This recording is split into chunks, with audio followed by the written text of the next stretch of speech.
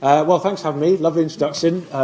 Saves me having to do my own advert, doesn't it? So, I'm the site manager at Haweswater. I work for the RSPB, and I've been at Haweswater for about 10 years. Even though the book came out a little over a year ago, I'm still getting used to the idea of introducing myself as an author. It all came as a bit of a surprise to me, to be honest. So, but I'll mention how it came about towards the end of the talk. So, as I'm sure you know, Haweswater is in the Lake District. It's tucked up against the eastern edge. It's one of the kind of the lesser visited parts of the Lake District National Park, even though it's probably one of the easiest places to get to. It's the one that's the lake that's closest to the M6, but it's certainly not one of the Windermere, Haweswater kind of honeypots. But being based in the Lake District, it seems to make sense to start with a view. So this is a view from the southwest corner of Riggindale. And a view like this one makes me feel a whole range of different things, really. So I absolutely share the sense of awe that the 20 million or so visitors that come to the Lake District every year come for. You know, the grandeur of the landscape and the soaring fells and the deep glacial lakes and winding rivers. They kind of move and inspire me just as much as anybody. This is a view that makes me feel a huge sense of privilege, I suppose. That's kind of my office, really, and I have to regularly pinch myself to appreciate the good fortune that I have to do the job that I do, and never take it for granted. It's a view that makes me feel a huge sense of responsibility as well, because the work that my colleagues and I are doing up at Haweswater is going to affect that whole landscape that's in that photo, pretty much. It's going to affect how the habitats do. It's going to affect the wildlife and whether it kind of thrives or continues to dwindle for a long period of time, decades. We're trying to re-establish natural processes that move very, very slowly. So after the time that I'm not working at Haweswater anymore, the things that we've done will have made an impression and left a mark on the place.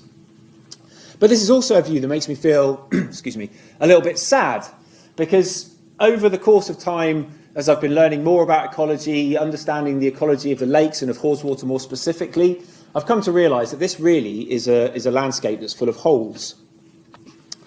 And if I'd stood in the same spot just 6 or 7 years ago, there's a reasonable chance that I might have caught sight of England's last golden eagle.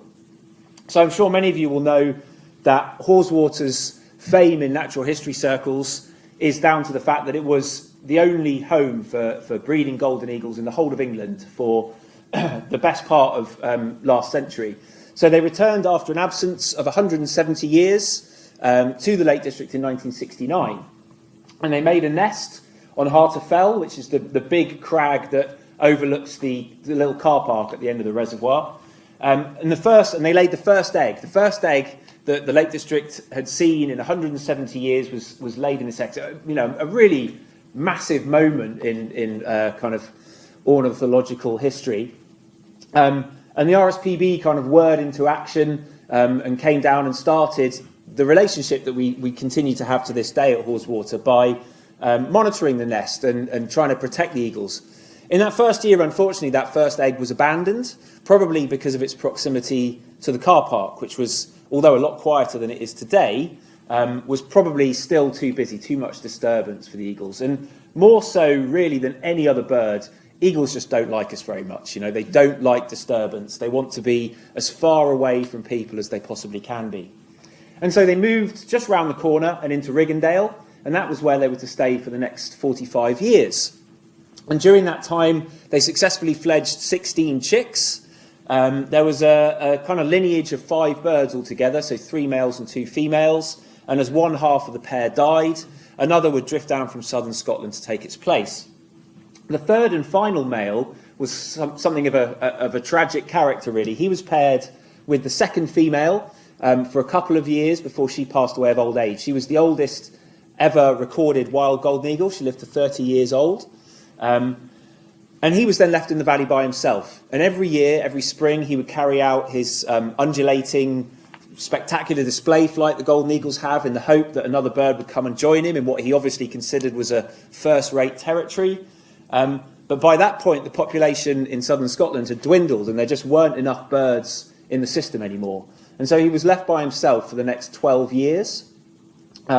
the only eagle in England, the only resident eagle in England. And then in 2015, during that winter where we had Storm Desmond and that long sequence of horrific weather, we lost sight of him and we never saw him again. We estimate he was about 20 years old, and so probably a combination of old age, probably the combination of being rather miserable in not having had a mate for such a long time, and that bad weather probably just meant he starved to death, found it so hard to hunt during that winter. And so at that point, England became golden eagle-less once again. And the fact that the whole of the English countryside is incapable of supporting even a single golden eagle, when historically, they were all over the place, is a pretty damning indictment of how we've been looking after the place. So this is Riggindale, just over on the right-hand side there, and the sort of the crag that's kind of lost in the cloud at the top is actually called Eagle Crag, and that's not a modern name. It was called Eagle Crag, for time immemorial. So it's fascinating, I think, that these golden eagles return to a place that had been used historically by their kind. Some kind of instinct, some kind of muscle memory that guides them back to places that have the right combination of hunting ground and nest sites and different habitat structure. Just down from Eagle Crag is a heron crag. And as I'm sure lots of you will know, herons don't generally nest on crags. They generally nest in trees quite close to water. And heron in this situation is actually a derivation of ern, the Middle English for white-tailed eagle. And there are also lots of iron crags dotted about the Lake District in places that have nothing to do with iron mining. That's also an ern place, and there are also one or two ern crags. And when you start poring over an Ordnance Survey map of the Lake District, you'll see lots of eagle crags, lots of iron, heron and ern crags, as well as place names relating to a whole host of other species that are no longer found in the Lake District. This one is an interesting, rather sort of little known one. This is called High Loop, and this is on Mardale Common up above Haweswater. And loop, L-O-U-P, gets its name from wolf, so loop as in lupine. And there's a little cluster of old buildings in this location, which almost certainly have their origin in a time when wolves were still roaming this landscape, where people would have been mad to have put their livestock up onto the hill without actively shepherding them, without living up with them for a period of time to protect them from predation. And I think it's really interesting to consider how, our changing relationship with the land, how these species that we once coexisted with began a whole kind of tradition of farming, which has evolved to the point that we get to today. So the farming traditions of the Lake District are sort of wrapped up in the World Heritage designation.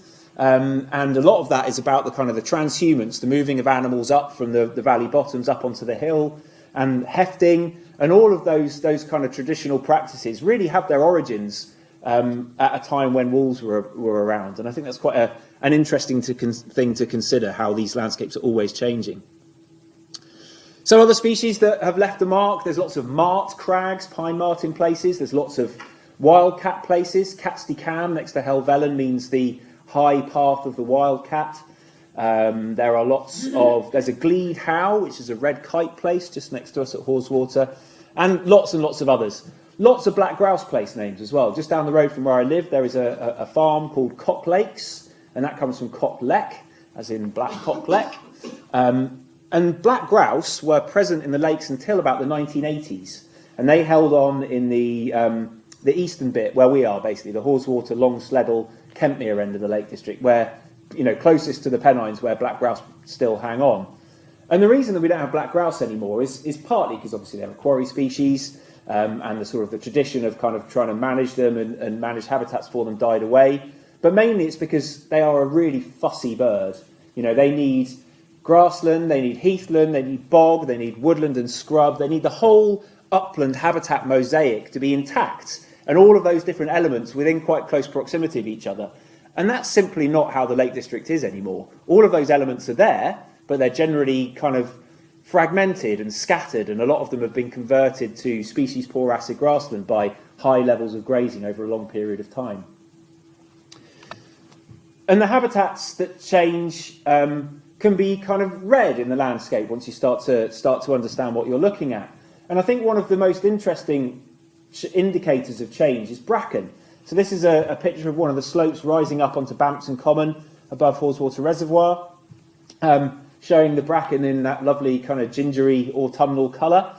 And bracken is essentially a woodland indicator species.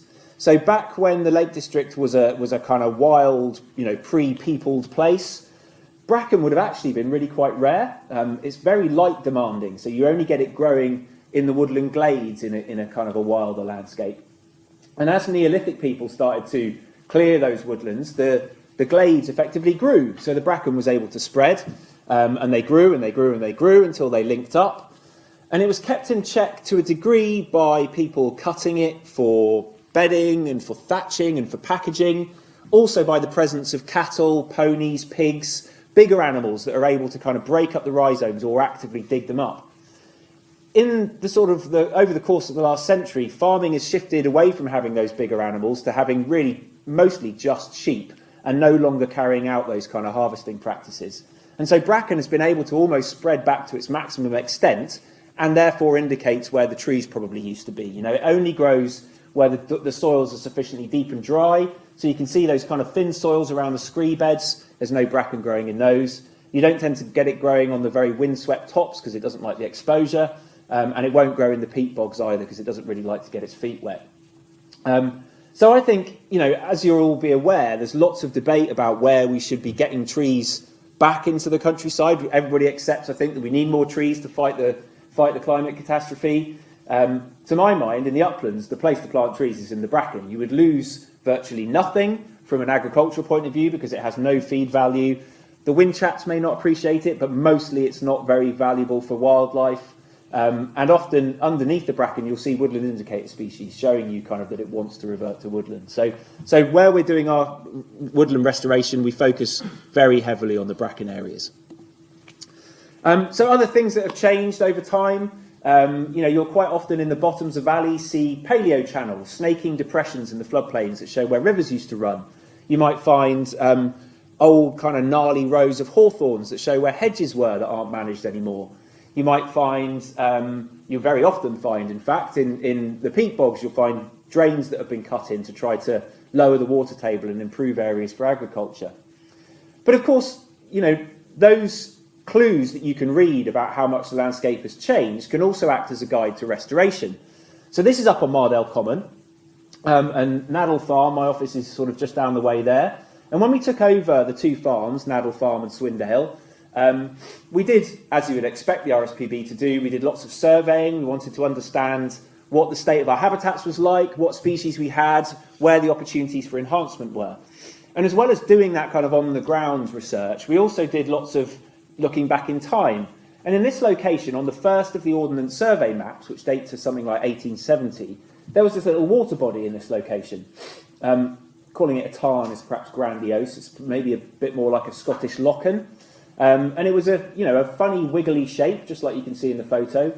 And it was there on the next iteration of the Ordnance Survey map, and then the next one. And then when we got to the 1960s map, all of a sudden that water body wasn't there anymore. And what had almost certainly happened was that the farmers and common graziers up there had taken advantage of grants that were being offered at the time to drain wet ground, to improve it for agriculture. And so you can just about make out there's a channel coming out the bottom.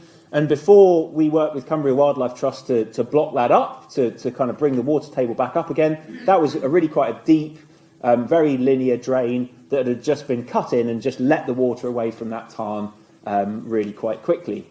So, damming that drain, bringing the water table back up again, just restored this fantastic little bit of habitat. It's not a huge area, but it's a real truism in conservation that when you bring water back to the landscape again, the wildlife just finds it as if by magic. So teal were in there prospecting almost immediately, reed buntings around the edge, dragonflies were laying their eggs in it, all of those kind of invertebrates were sort of back.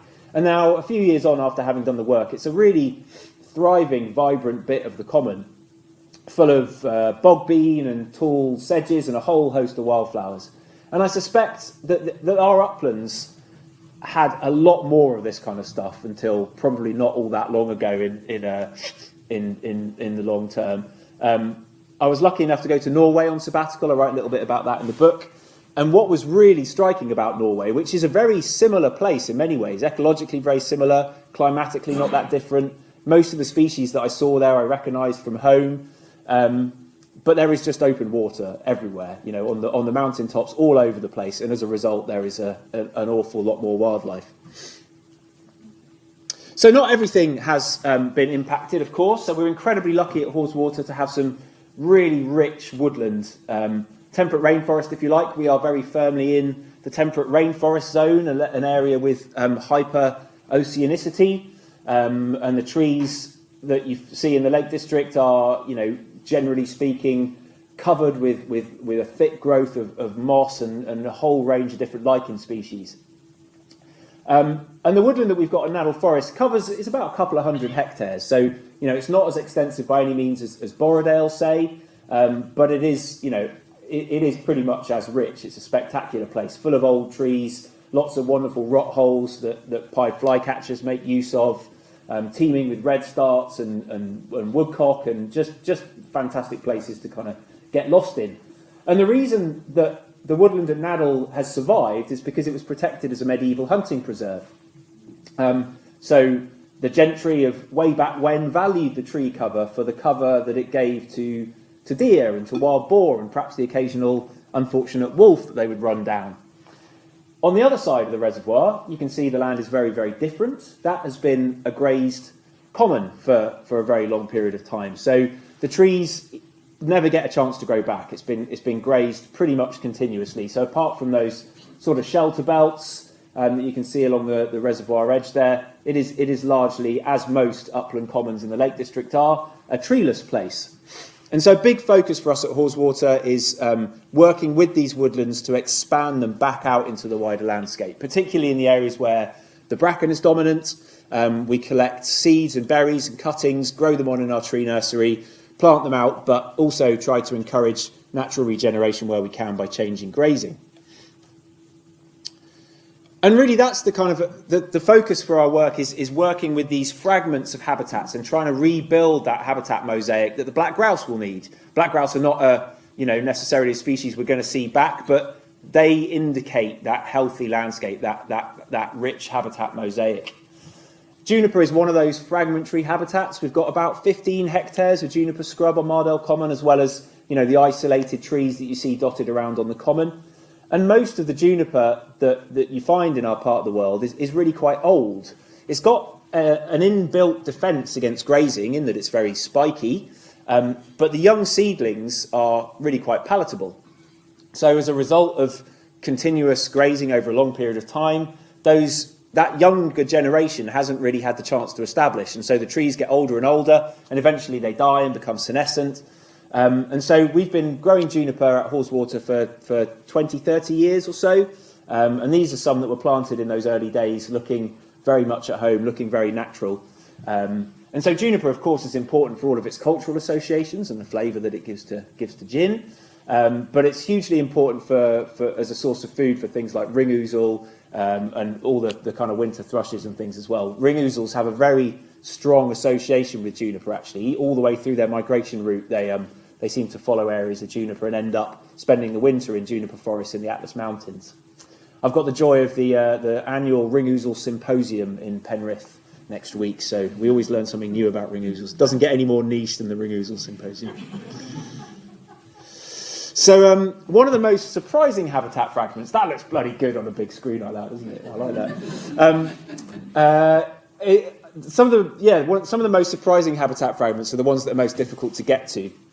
So in some of the cliffs and crags, particularly where the rocks are quite lime rich, there are some really quite amazing habitats that it's almost fair to say are pristine, really. So above the limit of where the sheep and where the deer can reach, you get this profusion of wildflowers that, just would not look out of place in somebody's rock garden. And the diversity that you find in these cliffs and crags is not as a result of these plants necessarily wanting to be here. It's just these are the only places they've managed to hang on, because pretty much every single plant that you can see in that picture is hugely palatable. So if you have really any level of grazing, and particularly any level of grazing by sheep, which are very good at kind of picking out the sweet, palatable species, you're unlikely to kind of manage to sustain any of these species in the wider landscape. So getting up into these places is a kind of glimpse of what more of the landscape could look like. And these are some of my favourite places at Haweswater. And I start the book with a little episode in one of them, which I'd just like to read to you now, if that's all right. 3 straggly trees huddle on the fissured face of Harter Fell, high in the Lake District's eastern corner. From 30 feet below, I can tell that they're willows, but I need to get closer to work out which species. With plenty of well-rooted birch and rowan to cling to, scrambling up the first part of the flower-hung crag is easy enough. The upper section, a few more degrees to the vertical, is a different matter. A loss of footing now would result in a slide, a plummet, and a limb-breaking landing on the boulder scree below.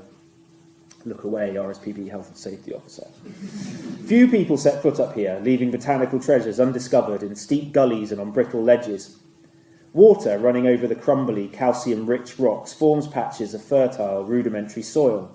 Great for flowers, not so great for climbing. Halfway up this slippery mess of a cliff, a solid-looking, foot-long triangle of rock comes off in my hand, shattering on the ground below. I retreat with my pulse racing.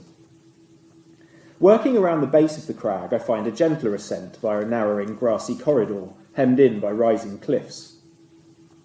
As usual, my progress is slow, distracted every few steps by the summer wildflowers. Stone bramble, alpine lady's mantle, northern bedstraw, lesser meadow rue and starry saxifrage enliven the rocks, the poetry in their names adding to the allure of their shapes and colours. The willows come back into view, with just a narrow, sloping slab bridging the gap between us, which I inch across crab fashion. I feel as if I'm reaching hallowed ground. Growing beneath the unruly mesh of the willow's branches are the fleshy stems of roseroot, the smooth oval leaves of devil's bit scabious, sturdy heather and vivid bilberry, a fragrant feast for any herbivore. That these plants are still here tells me that none have been brave or hungry enough to make the crossing.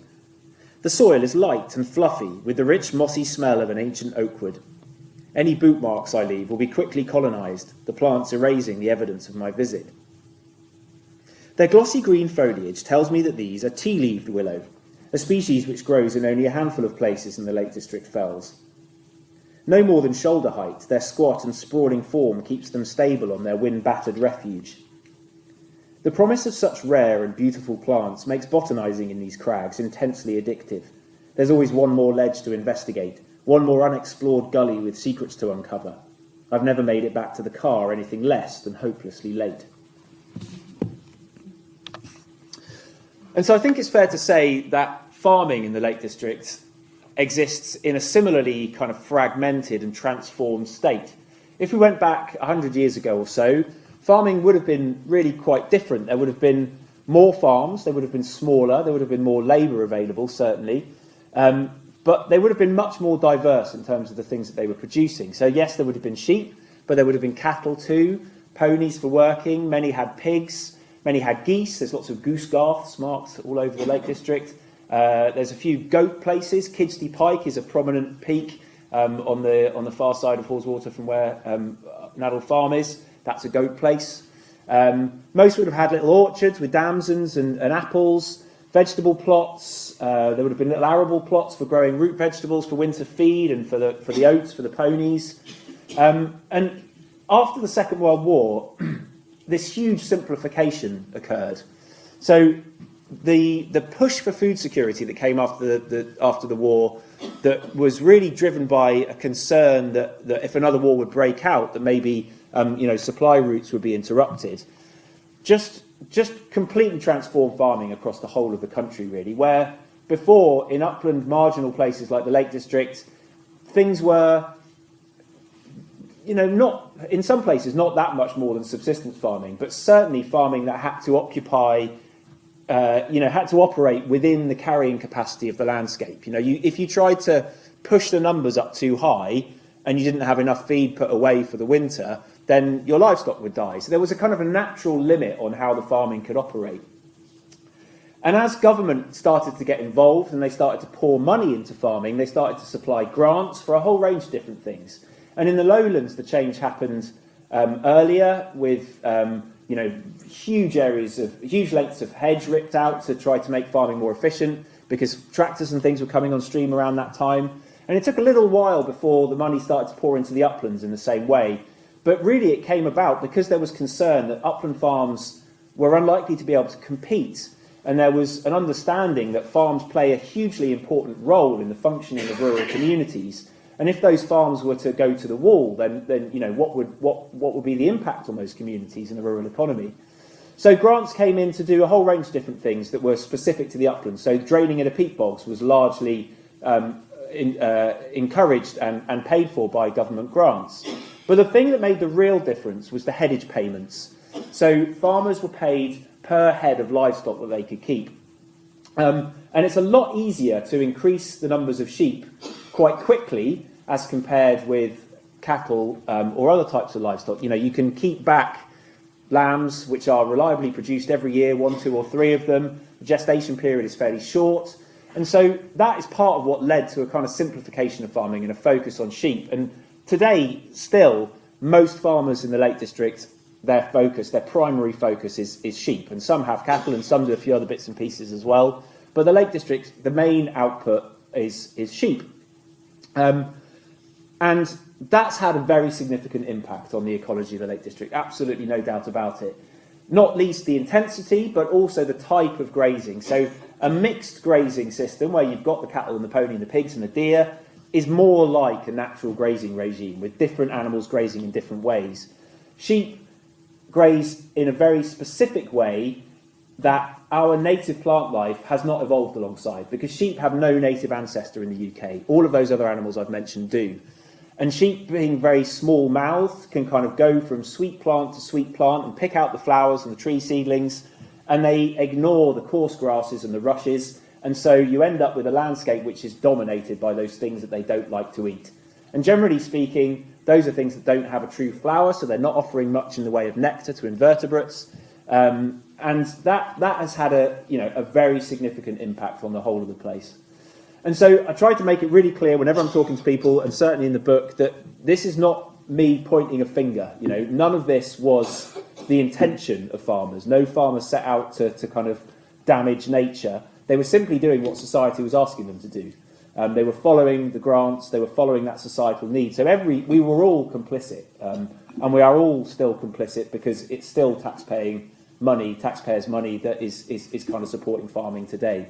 So it's much more than just about kind of individual farmers' actions.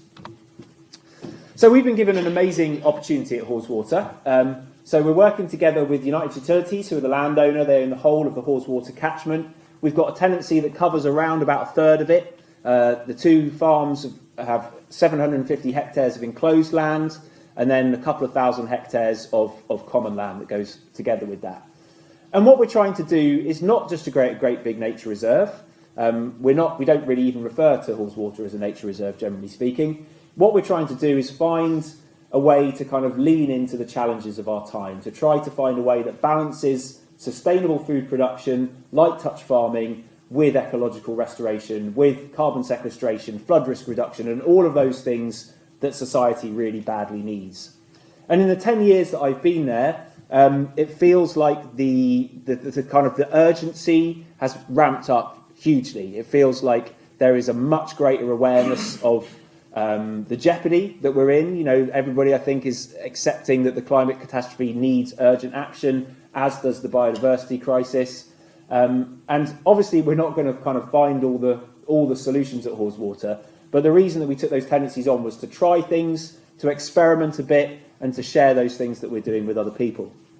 And the book is one way of doing that. It's not an RSPB book. It's my kind of personal take on it all. And it details the kind of the ecological journey as well as some of the kind of the personal stuff that Claire referred to. But we also try to communicate what we're doing in a whole range of different ways, because suggesting that somewhere like the Lake District is not perfect is quite a difficult conversation to have, actually. It's probably the country's most cherished landscape. And so saying that actually, it's not really delivering, it's not living up to its potential, can be taken quite badly by some people. So we've put lots and lots of work into trying to communicate what we're doing, why we're doing it, and what that change might look like. So recently we commissioned a series of visualizations in order to help us to kind of tell that story, if you like. So this is the before picture. And although clearly, this is a cartoon in effect, we put lots and lots of work working with the artist Richard Allen, who's done actually lots of these for different projects now, to put in as much of the detail of what we're doing as we possibly could. So when we took the tenancies on in 2011, we still had our one lone golden eagle. We had lots and lots of sheep. We inherited a sheep flock of 1,600 ewes plus their followers. Lots of deer in the landscape. We had our lovely woodland resource, but it was very sort of isolated from the wider landscape. It stops very abruptly when it hits the boundary between the farm and the common land above. These big patches of monoculture bracken, large areas of very species-poor acid grassland, which when we did our annual surveys, we'd find skylark and meadow pipit and, often not a great deal else. We had a river over in Swindale, which is up in the top left there, with a river that ran as straight as a canal. And then up above it, you can see a bit of blanket bog in Mosedale, and you can make out perhaps the linear drains that are cut into it. So the big numbers of sheep that we had were, I would say well beyond that natural carrying capacity of the land that I mentioned. And when they were all contained within the farm, you would end up with lots of erosion, containing them in order to clip them or medicate them or whatever else. The previous farming tenants generally kind of made hay or silage and wrapped it in black plastic because those round bales, were too big to go into the traditional stone-built infrastructure that is such a picturesque feature of this area. So change is something that happens very slowly in the uplands, but this is what we hope the landscape is going to look like by something like 2050.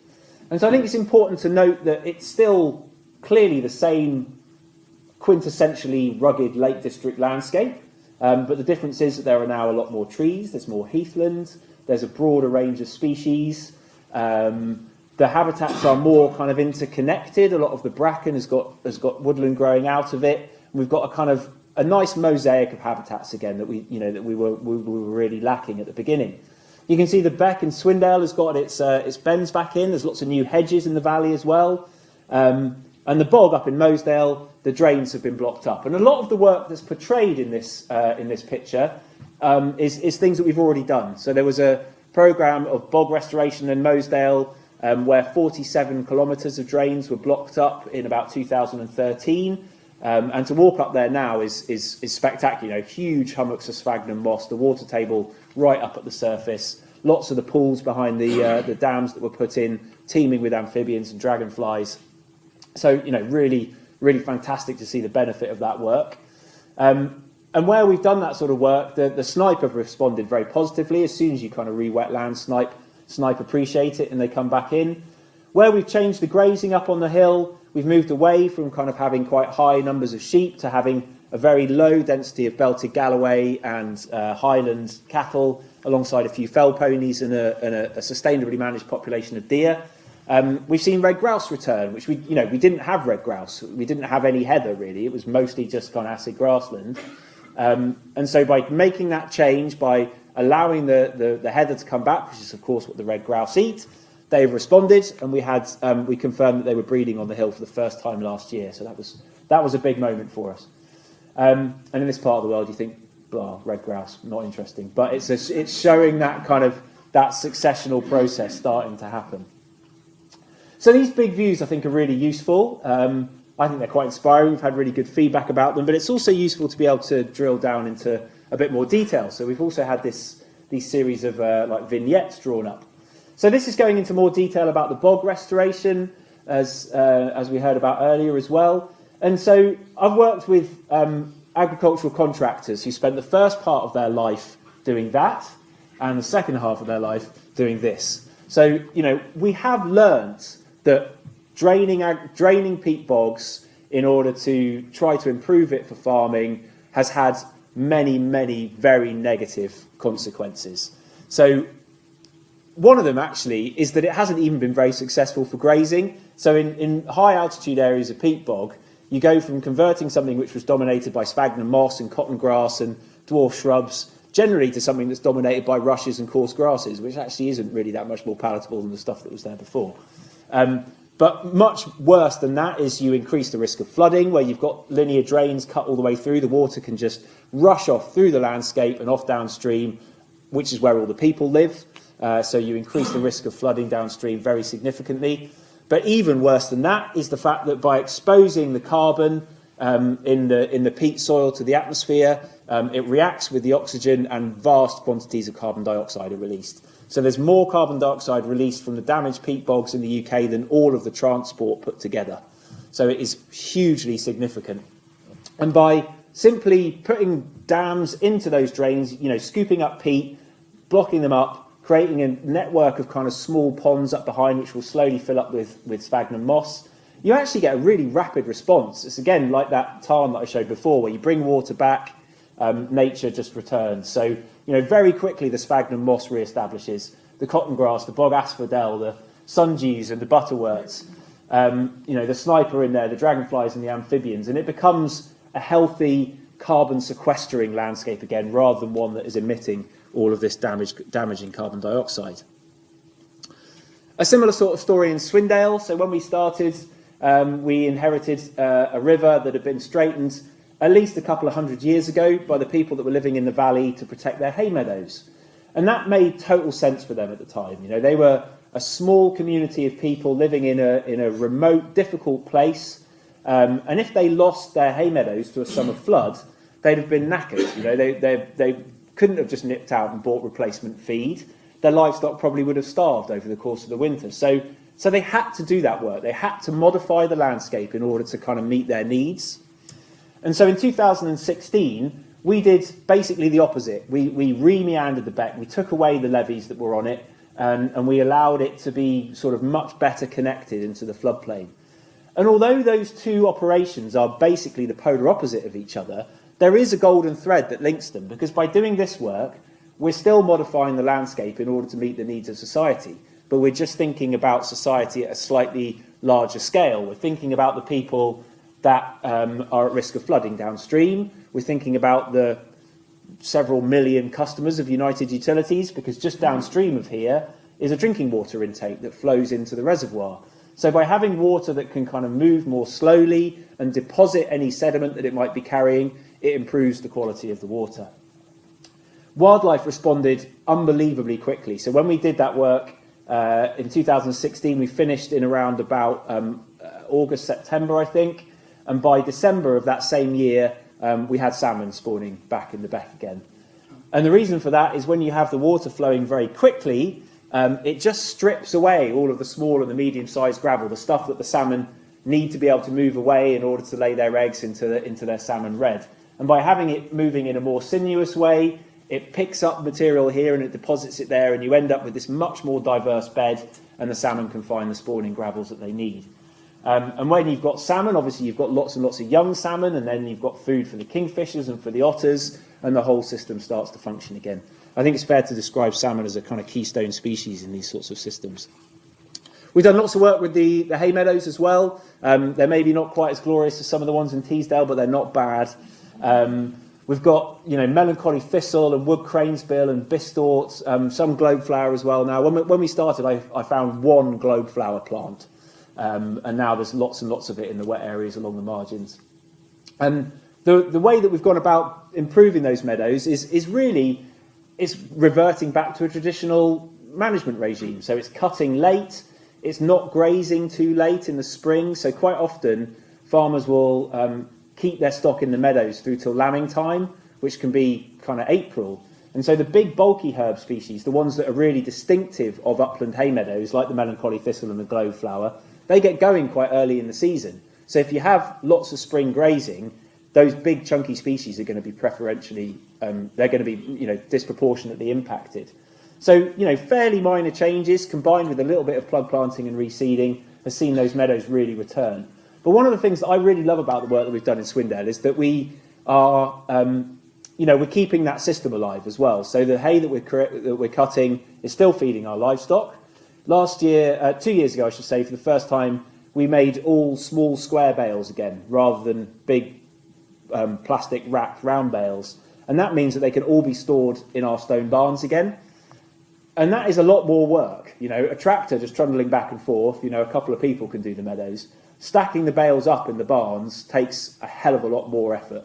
So we're really lucky in that we've got lots of volunteers that we can kind of rope into that. But it's become a kind of community activity again. You know, the reason that we have summer holidays when we have them in the UK is because the kids are expected to come and help out with hay time.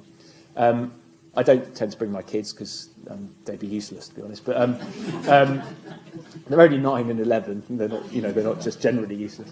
So we're not about to start cutting the meadows with scythes again because we've got about 30 hectares, and that would probably kill all our volunteers off pretty quickly, I think. But you know, so they are still cut with a tractor, but then that kind of that stacking work and that piling it up is done by kind of people power, and it's a really hard couple of days' work, but a hugely rewarding one, and feels like it connects us with the way that the people were managing the valley historically. The advantage of the small bales as well is that we can move them around the site much more easily, so we can get them out kind of higher up the valley to feed the stock during the winter, so that all the seeds, some of which remain viable through to the season afterwards, they're getting scattered around much more widely. So hopefully we'll start to see some of the diversity that's at the moment just restricted to those meadows spreading out into the wider valley as well. So up on the cliffs and crags, moving away from sheep, which are very nimble and able to kind of get really quite high up, we've moved away from having sheep on the hill altogether for at least a while.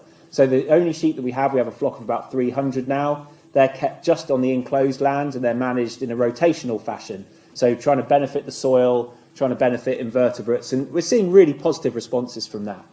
And so up on the hill, we're trying to replicate that kind of wilder grazing regime with cattle and ponies and with this population of wild deer. And by doing that, those animals are all a lot more terrain challenged, if you like. The cattle don't kind of work their way up into these crags anything like as much as the sheep do. So all of those wonderful alpine plant communities are starting to kind of tumble down off the cliffs and crags and colonise some of the land further down below. We've also got various grazing exclosures where we're encouraging that transition to happen even more quickly. So if we're to restore nature to its fullest health at Haweswater, we're going to need all of the help that we can get. There's a reasonable chance that Haweswater's woods will see pine martens back in them again before too long.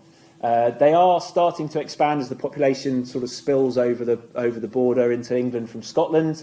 But there's also a population reinforcement programme that's being developed for South Cumbria.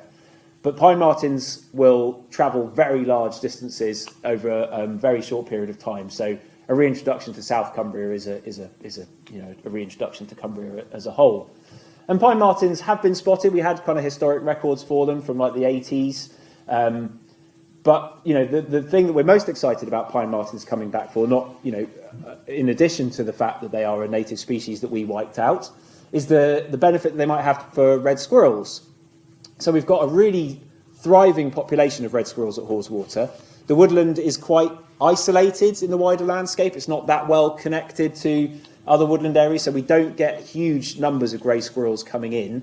But those that we do have to be controlled by people.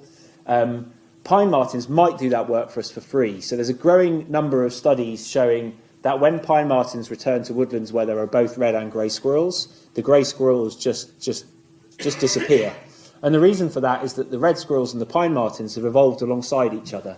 So red squirrels are small enough to scamper off down little branches that are too spindly for the pine martens to follow. Grey squirrels, on the other hand, didn't evolve with a marten relative. They tend to feed much more on the ground, and so they become very easy pickings for the pine martens. And that sort of landscape of fear effect is being documented again and again and again as pine marten populations start to expand. And of course, they will eat the occasional red squirrel, but having that kind of evolutionary relationship should mean, as long as the habitats are in good quality, that they can sustain a few losses now and again. Similarly, for beavers, whether through natural spread or through a reintroduction, we very much hope beavers are going to be back at Haweswater before too long. There's an enclosed population of them, I say population, a pair, just down the valley from us at Lowther. Fairly small enclosure to start with, but hopefully at some point those fences will come down and beavers will start to recolonise the area naturally. If not, we will look to doing a reintroduction of our own. A huge focus of what we're trying to do at Haweswater is to make the landscape work as a better filter for water, to improve the quality of it for United Utilities and their customers. This thing that beavers create, that is basically a massive filter. And more and more studies show the benefit to water quality, the benefit to flood risk reduction, as well as the huge biodiversity gain that results from beavers returning to a landscape. So, yes, we're very excited about them possibly putting in an appearance sometime soon. So our focus at Haweswater is obviously very much on wildlife and on the ecosystem and on the function of the catchment, but people are obviously hugely important to it. As beneficiaries, the people that are benefiting from reduced flood risk, and of course we all benefit from land management that locks up more carbon, but also the people that are involved directly, myself included. So when we started at Haweswater, we had 4 full-time members of staff, and that was basically the same number as the 2 farming couples that were in the 2 farms before us. We're just in the process of recruitment at the moment, but in a couple of months' time we'll be up to 22 members of staff working directly at Haweswater and on projects in the surrounding area. So there is, understandable concern from people that a shift away from, well-established models of farming and land management. People worry that might mean rural depopulation, it might mean land clearance, it might mean the closure of schools and pubs. I think our project, as many others, are showing that does not need to be the case. We've brought in well over £5 million over the course of the last 10 years, which has largely been invested in staff and on local contractors and suppliers. So, I think there's a really good news story here for the local community, for the local economy, as well as for water and for nature. And the jobs that people are doing, it's lots of the traditional things. It's looking after the livestock, it's keeping the dry stone walls up, but it's also running the tree nursery and our wildlife hides and the little bunkhouse that we're hoping to get built, and doing science and research.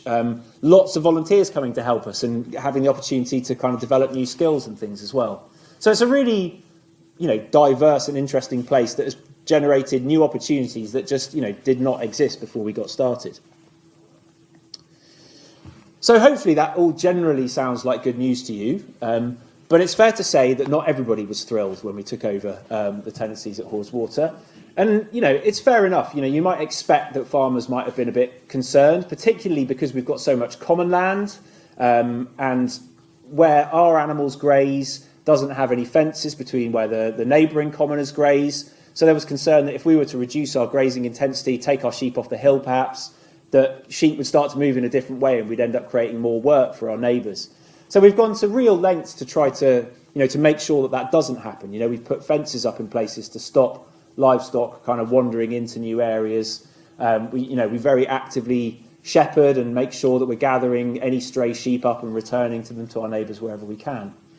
And I think having been there for 10 years, most of the farmers have now locally accepted that we're not going anywhere, and there is a kind of begrudging respect just that comes from a bit of staying power. And they've realised that we're not having a negative impact on them, and so that's resulted in a degree of acceptance. But there was resistance that came from some more surprising quarters too. Our MP Rory Stewart was very critical. But also a group that you perhaps might not expect to be sort of so opposed to us made their feelings known. And I'd just like to read another little section that describes a little bit of that opposition. The Lake District, with its constantly evolving farms and an ecosystem full of holes, became a World Heritage Site in 2017. The nomination document that describes the English Lake District World Heritage Site runs to 716 pages. So it's difficult to summarise what the designation really stands for. It talks a lot about beauty, about farming and sheep, especially Herdwick sheep, the Lake District's native breed beloved of Beatrix Potter. It mentions nature now and again, and talks about the Lake District as the birthplace of the conservation movement, though it means landscape conservation, which focuses on preserving the aesthetics of a place, rather than nature conservation, which is more concerned with the protection of species and habitats. It celebrates the area's geology and pretty lakeshore villas, its poets and farmers. If you look hard enough, you can find sections that support or oppose almost every possible point of view, but the emphasis on sheep farming is clear. The word sheep appears 365 times, the word flower only 3 times. Farm appears 1,052 times, nature 92 times. I'm sure that there are lots of people who care passionately about the designation, but I've not met many of them. Most of the farmers I know are ambivalent. Contrary to what you might expect, World Heritage status doesn't provide them with either funds or protection. The Federation of Cumbria Commoners initially welcomed the designation, having described it as a powerful weapon that puts hill farming centre stage. But it's not clear how that weapon is to be used. A couple of years after the inscription, a delegation from the Lake District World Heritage Site Steering Group came to Nadell Farm to give my RSPB colleagues and me a training session designed to help us understand what being in a World Heritage Site meant for our conservation work at Haweswater and elsewhere in the lakes. They talked us through the cultural concepts from the nomination document and the new paperwork we now had to complete to enable the steering group to ensure our activities didn't impact on the World Heritage Site's attributes. In the discussion afterwards, I asked how the RSPB's presence at Haweswater was perceived from a World Heritage perspective. I was told that when the application was being prepared for UNESCO, the steering group had been forced to accept that there were a number of warts on the face of the potential World Heritage Site. One of these warts was the RSPB's presence at Haweswater. For my colleagues' work to have been described like this was extraordinarily offensive, and the fact that anybody would be prepared to say anything so blunt to our faces took my breath away. I asked for clarification, just to make sure I'd heard correctly. It was explained to us that we weren't authentic. Because we didn't fit the stereotypical profile of family farmers, we were considered second-class citizens. They were effectively saying that the only true stewards of the land in this newly minted World Heritage Site were the Lake District farmers, ideally born and bred here and from farming families, lineages to which my colleagues and I didn't belong. Yet they also worried about the lack of new entrants to farming. It's hard to see how this sort of thinking can end well. And so, I don't know about you, but I find in moments of disagreement or some kind of altercation that it's always after you've left the room that you think, oh, if only I'd said that, like, really brilliant comeback. Or if only I'd slapped them or something. And really, it was that episode that got me started on writing things. I started writing sort of modelled answers so that if a similar accusation were levelled at us again, I'd have something to come back with. And to start with, the things that I was writing were, definitely for my eyes only. They were pretty cathartic and ranty. But I worked at it, and I realised, as I did, that Haweswater is this place of incredible stories. You know, there's the story of the last eagle who's now gone, and maybe might come back again. There's the story of the village that's flooded underneath that water, which is part of what made the area feel so wild and different to other parts of the Lake District, which is probably one of the reasons that the golden eagles came in the first place. There's the stories of how farming has changed, of all the kind of interesting cultural associations of the different wildflowers and other wildlife. And I realised also that whether the World Heritage Site Steering Group like it or not, that my colleagues and I, we're part of that story now too, whether they like it or not. You know, the things that we're doing are going to leave a mark, just as the people that were there before us have left their marks too. And so what I present in the book and what we're doing at Haweswater is by no means a finished article. You know, there's no such thing as a finished article in nature. You know, we're going to have to continue to respond to a changing climate, to changing demands of society. And we're certainly not suggesting that we've got all the answers at all. What we're doing at Haweswater, I believe, has some value, but it's not a universal approach that I would expect is going to be rolled out across the whole of the Lake District or the uplands. But we need a diverse landscape. You know, we need lots of different approaches. And I think there are some things that we're doing that might have kind of wider relevance and might be useful to other people as they go forward. But what I hope more than anything really is that if we do our jobs well at Haweswater, that one day we might have a landscape that's fit for eagles again. Thank you very much for listening.